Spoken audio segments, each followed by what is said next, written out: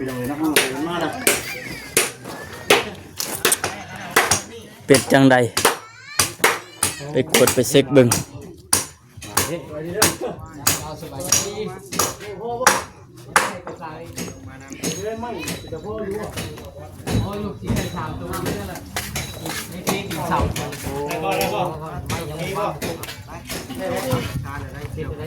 โอ้เป็นพวงอยู่บาทนี่สบายดีเป็นจังใดอีกบาทนี่เนาะดังปึ้งอยู่ได้พอกันเป็นอะไรลุงโอ้มากันคุดบ่ออกให้งานแล้วมันนี่เปียกเวิดได้กว่าอาบน้ำนี่ไงบ่ได้เอาแล้วเปียกอีกเลยสบายดีไปสัมภาษณ์ สบายดีเป็นจังใดบาทนี่คิดว่าไม่ได้ไม่คิดหนึ่งซะมาเบิ่งที่นี่ก่อนใบเก่านี่ตอนมันหักใบเก่าเป็นอันนี้เอาไปดูตาเห็นได้นี่โอ้ต้นท่าใหม่บ่ต้นเบิ่งแต่ละใบเก่ากับใบใหม่โอ้ยใบเก่ามันแตกเลยนึงข้างนี่ก็จนข้างนี่ก็จนคดเนาะข้างนี่บ่มันแตกนะตัวว่ามันหักออกจากกันมันแตกกันแล้วเพิ่นดึงมาจอดใส่กันใหม่แล้วก็ยิงงัดใส่สิเลยข้างตัวนี้ก็จนกงเนาะเห็นบ่ระหว่างตัวเก่ากับตัวใหม่นะตัวนี้ยังไม่ทันจอดตัวนี้ตอนดำไหมตัวดำใหม่ตัวนี้เนาะอันนี้เห็นข้าวเห็นแน่ดิเนาะก็เห็นสีมิติเนาะตัวบ่ได้ได้นี่มีหยัง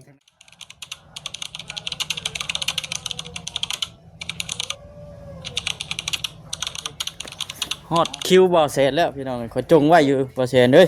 ฉันข่อยก็ชวนขึ้นเบิดเลยเอ้าเบิดเลยได้เนาะจ้ะโอ้ย่องบ่ได้เด้ผมโซสเต็ปไปเบิ่งเลยเนาะบ่เตะเลยบ่เข้าบ่น่ะบ่เข้าจกฮักบินเลยจังบินเลยเฮ้ผลึกแท้เชียวคืออยู่วันนี้เนาะมวยมาตั้งเว้าสิมักจกนี่มีเว้าแสนกับเว้าซาลี่นั่นเท่านั้นจับคืนนี่แม่นแม่นบ่แต่น้องโอยนึกว่าแม่นอยู่เด้บ่เห็นเด้คนชาวนานะบ่ก็ล่ามเสจกมันนั่นอ้วนน่ะนะมันดูเข้าคนเนาะเข้าเมื่อยข่อยอ๋อขุดไปนี่พ่อเด้อวัดนี่ระวังถือให้ทองคำเด้อพ่อทองเท่งนึงโหจะสิได้คำว่าพ่อทองดีเอากี่ดินถมไปแล้วเนาะท่านท่าอะไรผู้อย่างนี้นะผู้เห็นนี่นะหน้าตาเฉยเลยให้หมู่มือเบิดก่อนบ่ขุดไปเรื่อยๆนะให้หมู่มือเบิดก่อนติเอาคำว่าหมู่สิลงมาขุดได้จ้ะห้าสิขุดแล้วเนี่ยช่วงเวลาห้าสิขุดแล้วยังน้องจ้ะยังมือดิเนาะเอาตอนนี้ลึกดีเนาะฮะตัวลิบบ่ทันเลยบ่เซ็นข้องให้ค่อยได้ค่อยจะขอคำมาโอเคทางหน้าดิเอาซะลิมีคนโทรมาหาทักทายสบายดีเด้อพี่น้องเด้อเนาะลืมโทรศัพท์บ่ลืมโทรศัพท์มีคนโทรมาหาเบอร์เด้อเป็นเบอร์ตัวบ่เสียมาแป๊บเดียวนี่น้องบุ้ยเพิ่นรับเมาผู้เดียวบ่เสียว่าบ่ต้องว่าเดี๋ยวประชิดเองบ่ให้น้องบุ้ยเป็นคนจัดการย่อนั่นโอ้วานนี่แห้งกว่านี้วานบ่ถงใส่ดีบ่จริงเนาะบ่นี่เนาะจริงได้บ่นี่ได้ให้บ่เท่าเฮ็ดนี่เฮ็ดแบบนี้เนาะบ่รออยู่หน้าคือบ่เฮ็ดแบบนี้นะโอ้เนาะอย่าให้พ่อมือวานนี่เนาะดีแข็งกันเนาะอย่าเว้าไปเห็นอยู่เห็นเนาะอย่าเบิดเลยสิเนาะแต่ม่วนได้วันรวมๆโอ้โหจงไม่ค่อยนี่ตัวอ่อนนะจงไม่ค่อยนี่เนาะตัวมันอ่อนจงไม่ได้ดิเบิดแล้วจบดิหมักจบโอ้โหพอดีว่าค่อยบ่ค่อยเราจะเปิดเพลงเนี่ยเราเปิดเพลงแล้วยังดิยังหัวเขาเช่าอีกดิแล้วคนนี้หัวยักษ์คนเนาะพอดีว่าค่อยบ่เห็นคนมักย่องอะไรนะดิมีพวกเนาะพวกพุ่นก็มีเนาะพุ่นไหนก็ได้ค่อยบ่เคยได้ค่อยนะฮะเคยไปสอบไหนคือเราคนเก่งเคยไปสอบเนาะคนเก่งนะคักค่านี่สิคุณล่ามไปหุ่นแน่ให้แม่นุ่นเห็นเลยแม่นี่ แล้วบัดนี้ เอาจะถาม บ่เซ็นมาแล้วสิ เอาจะถามว่าเอ้าคือบ่บอกให้ข่อยเศร้าแน่เหรอจัดการได้น้องเว้ยเด้อช่วยกันนี่ ก้าวเป็นบ้านเฮือเปียกแล้วเสือ เมื่อยบ่ ล้างรถปึ้งวะก็ ดีพี่น้องเลย เมื่อยดีเลยเนาะ โอ้ เล่นใช่กะบ่ได้เมื่อยในเด่นบ่บ่ได้เมื่อยในเด่นเมื่อยดี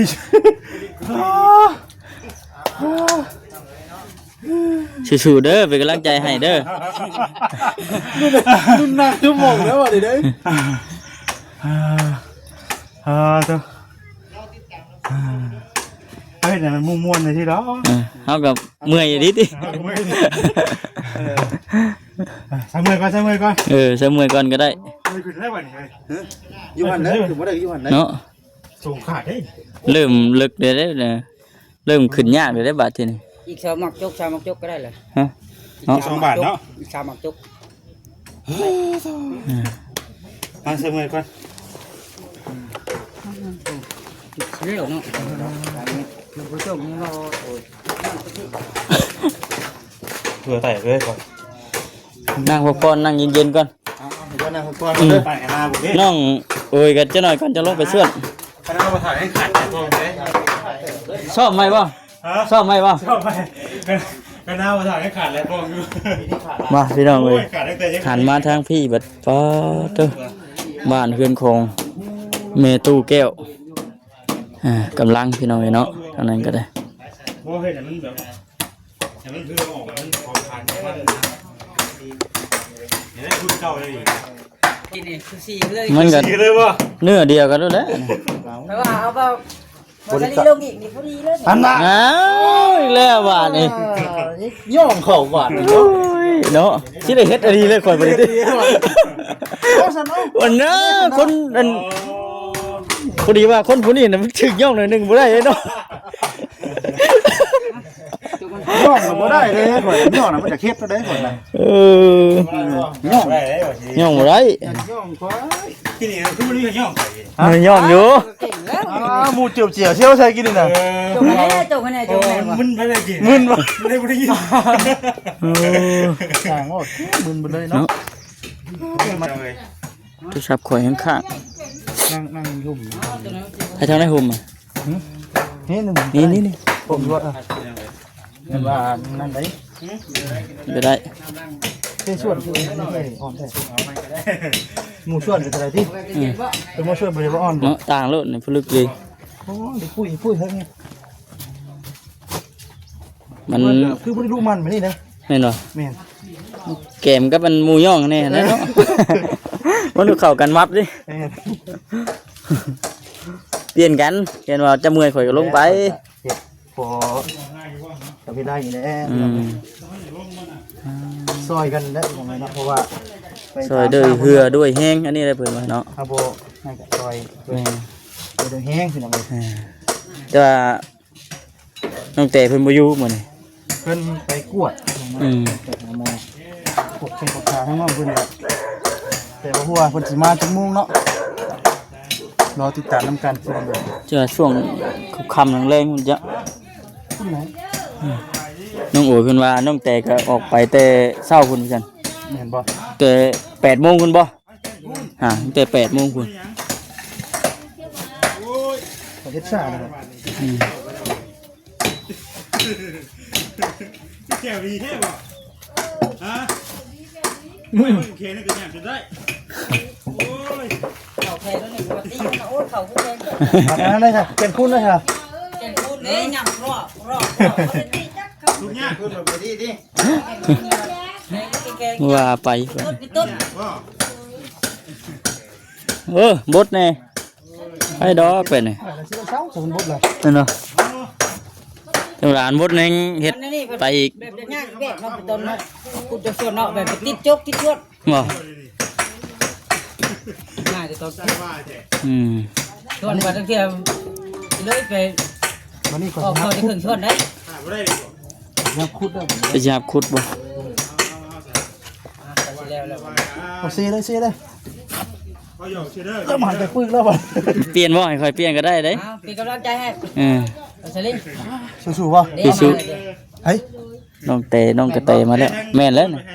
นั่นแหละเนาะ แม่น ให้มานะ น้องเต เราสิบ่ให้ว่าข่อยมาแล้วน้ำแล้ว ขุดเลิกกันดิผัวเราสิยังไม่ทันได้ขุดเจ้าเนาะให้ขุดแล้วก่อนผัวเรา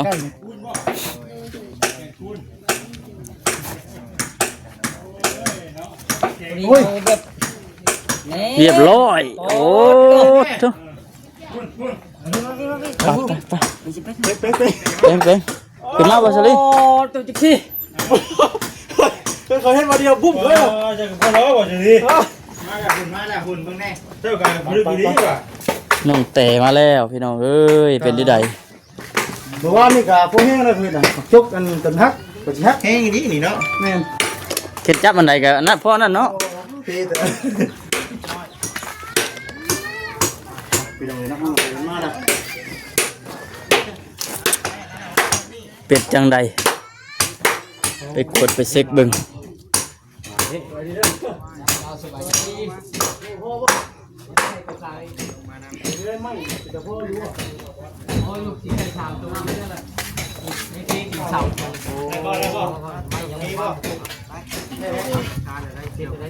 โอ้เป็นพวงอยู่บาทนี่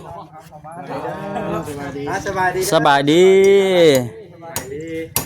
เป็นจังใดอีบาทนี่ นังปึ้งอยู่ เนาะ ฮะนังปึ้งอยู่ได้ข่อยน่ะเป็นอะไรลงมากันคุดบ่ฮะออกให้งานแล้วมันนี่อ๋อนี่ ถึกเปียกเบิดได้กว่าอาบน้ำนี่ไง บ่ได้เดาแล้วเปียกอีกเลย ลายแท้ สบายดี ไปสัมภาษณ์น้องแท้ สบายดีเป็นจังใดบาทนี่ เบิ่งนี่ของรูปนี่ ดีได้ เป็นแบบนี้ได้บ่ ยัง นี่ สองฝาก ตัวนี้ไปจัง ฝั่งเดียว ก่อนน็อตยิงเข้าไปที่รถเนาะ เลย ก็นั่นพกตูน ข้างเดียวบ่ดีว่าสองข้างนี่ สองข้าง อยู่ไปสิเนาะ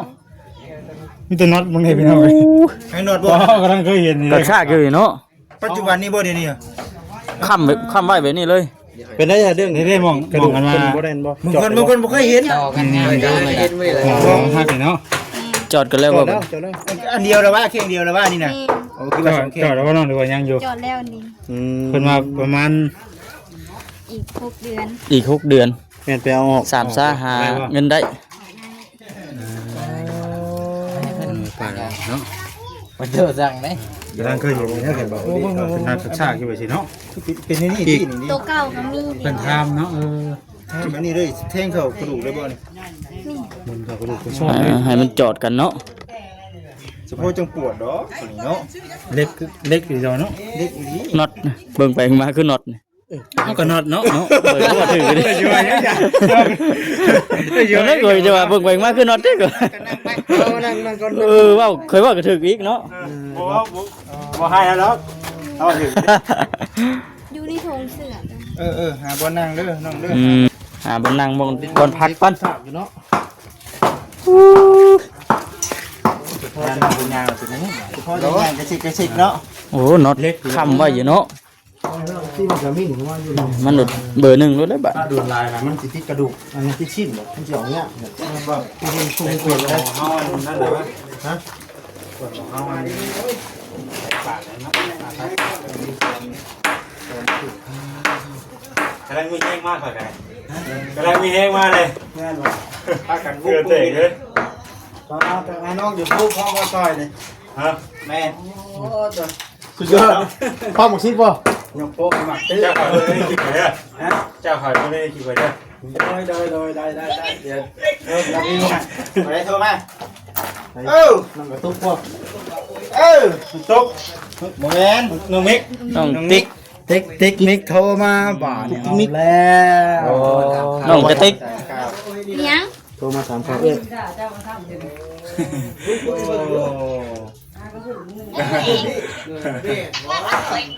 มาเอาไป มาเอาไป เกือบ แน่ เกือบ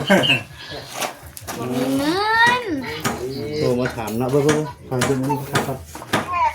ตัวเก่าก็มีได้เดี๋ยวจะเอาลงมาให้เบิ่งมันสิคือกันเนาะบ่ตัวนี้มันเริ่มเจาะแล้วเดี๋ยวสิเอา อันนี้มัน ปัจจุบันนี้ ตาเดียวนี่แต่ว่าเพิ่นเฮ็ดเป็น2อันเนาะ แล้วจังหน่อยโทร ก็ หา น็อต เด้ มึ อง บ่ธรรมดา2 4 5น็อต6 8 8ตัว 8ตัวน็อต8ตัว บ่กระดูกกับจอดกันอีกบ่กระดูกกัน อันนี้นะเด้ นี่วงตอน จอดนั่นแหละเนาะ นี่มึงนี่ดิมึง เอามันมีเหงื่ออยู่นั่นเนาะ เขาเป็นใน ว่า เขาเนาะ มันเป็นทีนี่เด้คือกบเขียดนี่ก็เด้แม่นแล้วอ่ะ มักสิบ่คือเรา แม่น กระดูกก็จอด ให้มันคือปกติเก่ากับบ่คือจอดเรื่องจอด แต่มันก็สิบ่คือเก่าเนาะ เก่าบ่ เป็นแผลเด้ คือจังแก้วมันน้ำแตกอันนั้นเนาะ นั่นนะ ไอ้สิให้มันมาคือเก่าก็บ่ได้แล้ว อุกเด้ สิให้ไปยอมเด้ ไปเนาะ เสียงใครอยู่ 4 5 6 7 8 น็อต8ตัว 8โตเลยอยู่ในแข่งแล้วพี่น้องเอ้ย เอาไปก็มาแล้ว มีแห้งได้ว่า เปียกเพราะ ถ้ากันขุดเนาะ ฮ้อนเนาะ แต่คือเตนพี่น้องเอ้ย ขย่อยเนาะ โอ้กล้วยได้ชุบแล้วไหวเนาะ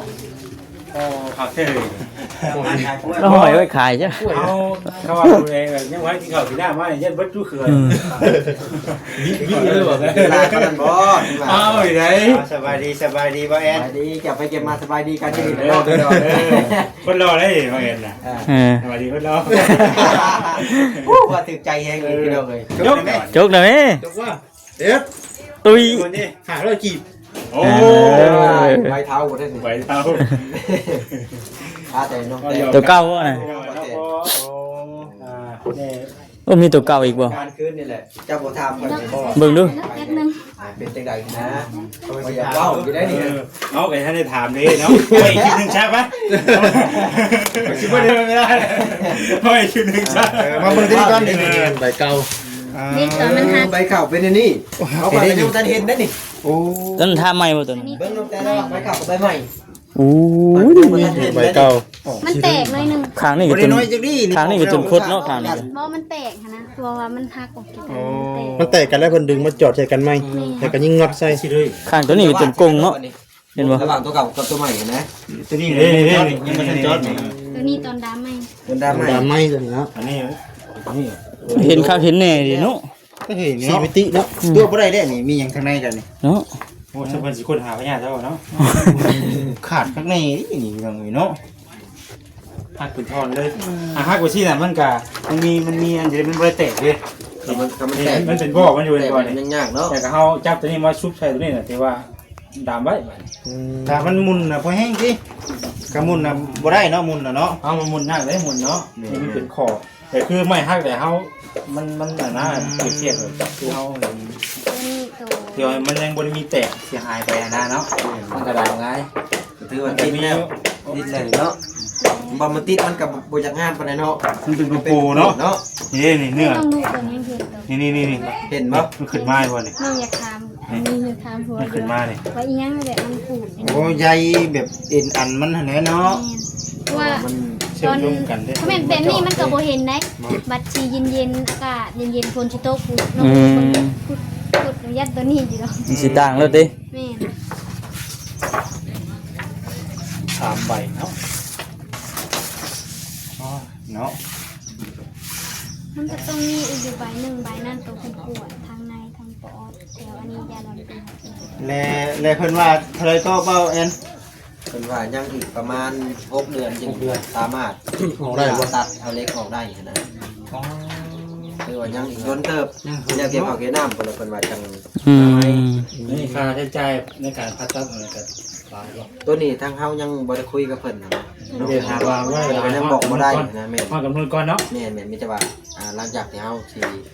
ไปผ่าตัดเนาะหรือก็มีแต่ว่าไปกวดถ้าว่าเฮาพร้อมก็ผ่าตัดเลยนะแต่บ่รู้ว่าราคาเท่าใดมันก็สิไปบ้านกับตอนที่น้องเพิ่นผ่าตัดแรก เพราะว่าคือเล็กๆอย่างที่นี่เขาจ่อที่มันก็เจ็บกันนี่ แม่นมันเจาะมันอยู่ในกระดูก นี่มันได้กระดูกนี่ เหม็นคอเฮาออกก็ต้องให้ ก็ต้องหัก เพื่อเพที่สิดีบัดนี้เห็นในกระดูกตัวนี้ได้บัด เนาะ จริงดิ เยอะ อันนั้นแหละน้องง่ายมันเป็นเจ็บนะเพราะน้องเจ็บแบบวางนี่ก็วางนี่ อันนี้มันคัดไว้เนาะมันค้ำไว้นะ มันก็คือกระดูกเฮาเลยแล้ว แต่ว่าเล็กนี่ยังซื้ออยู่เลยเด็กเนาะซื้อบริโภคไม่อย่าง ควา เนาะ มรู้สึกของน้องเดี๋ยวนี้ ก็รู้สึกอยู่ว่ามีเด็กข้างในเนาะ มี รู้สึกอ แบ ยู่ บมันกับคันมีช่วงหนึ่งช่วงหนึ่งน่ะน้องแบบน้องคันน่ะนะคันหรือคันแห้งหรือคันแบบน้องอะยิกเอาน้องบอกกล้าเก่าเลยยิกเอาแล้วก็ว่ายไปเลยก็ส่วนหลายเนี่ยคันน้องบริเก่าน้องไม่ คันน้ำเล็กนี่แหละ การให้กายเฮา เพราะว่าแถวนี้มันกับบริคันนี่คันแต่ว่าเสิ่งเล็กนี่แถว อ๋ออยู่ที่ อยู่ส่วนมันนะเนาะ ส่วนสุดเนาะบ่แม่น ส่วนสุดมัน ส่วนนี้กับส่วนนี้นะแม่นบ่ ข้างย่างกับย่างนี่แหละ กบขาพี่เนาะอุ๊ย แม่นอันนี้ก็จะเป็นกระดูกสะโพกเนาะนี่เนาะมากระโพกมานี่เนี่ย ถ้าว่าบ่ได้ใช้เป็นตรงเตงเลยนะ มันบ่จอดเลยมันบ่ อุ้ มี ย ตัวขับ ตาม ไว้ ทับอีดน้ำโบโหนุ่นหานาทีจำแข่งกับขาโบโหเขาเลย เออ มีเล็กนี่ มันโยกเข้ามาบ่ นี่มันไข่มันบ่มีวางแตกบ่มีวางแตกเลยบาดที่นี่ค่ะเพิ่นเจาะเอา สุดยอดสุดย ได้ อด ก็คัดไปทางไหนแต่ว่าข้างนอกปกติมันเป็นบาดเป็นเพลงเด้ ส่ง เอา บ่ได้ขาย ไปพูดก่อน ไปไปไป ส่งขา โอเคสำหรับพี่น้องเนาะคลิปนี้ก็จบก่อนทำความก็ได้อยู่ดีมีแห้งนะพี่น้องเนาะสบาย